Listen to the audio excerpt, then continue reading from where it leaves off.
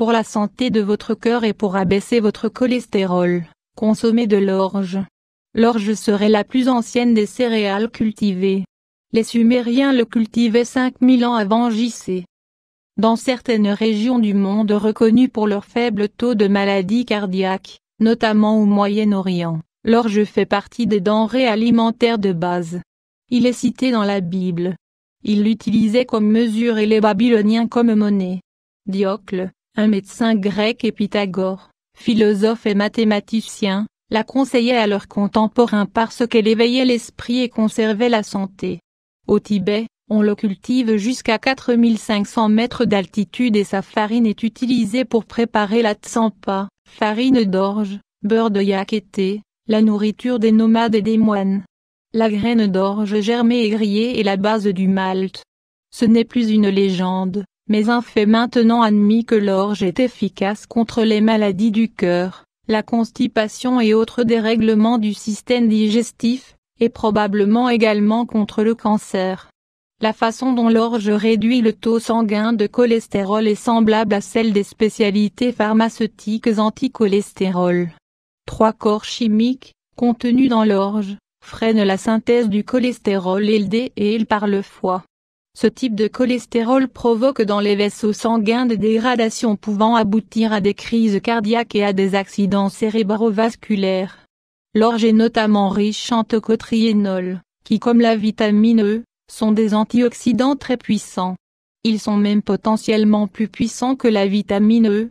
Leur capacité à lutter contre les radicaux libres serait au moins 50% supérieure à celle des autres formes. Les tocotriénols agissent sur 2 fronts. Ils contribuent à empêcher l'oxydation des radicaux libres, un processus qui génère le mauvais cholestérol, ou LDL. C'est celui qui se dépose sur la paroi des artères et en provoque le durcissement qui mènera à des complications cardiovasculaires. De plus, ils exercent une action sur le foie en freinant la production de cholestérol par l'organisme. L'orge, tout comme la graine de lin, contient des lignanes qui possèdent également un pouvoir antioxydant et protecteur contre le cancer. L'orge contient également de très grosses quantités de sélénium et de vitamine E. On reconnaît généralement au sélénium des propriétés contre le cancer, surtout lorsqu'il est associé à d'autres antioxydants et particulièrement à la vitamine E.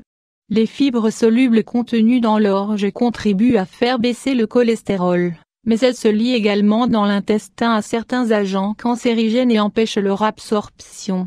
L'orge est un extraordinaire régulateur des fonctions intestinales, il déconstipe. C'est un adoucissant, émollient, diurétique et dépuratif. Il stimule la régénération des muqueuses et convient bien en cas de toux, mal de gorge, inflammation de l'estomac et des intestins. L'orge germée agit sur les bronches et soulage les asthmatiques. En conclusion, consommer régulièrement de l'orge est une bonne façon de favoriser le maintien de la santé, de contrôler son taux de cholestérol et de se prémunir des affections cardiovasculaires. De plus, l'orge possède d'excellentes propriétés pour lutter contre la constipation. Il existe plusieurs sortes d'orge sur le marché. Il faut privilégier l'orge mondée que l'on retrouve surtout dans les magasins d'aliments naturels.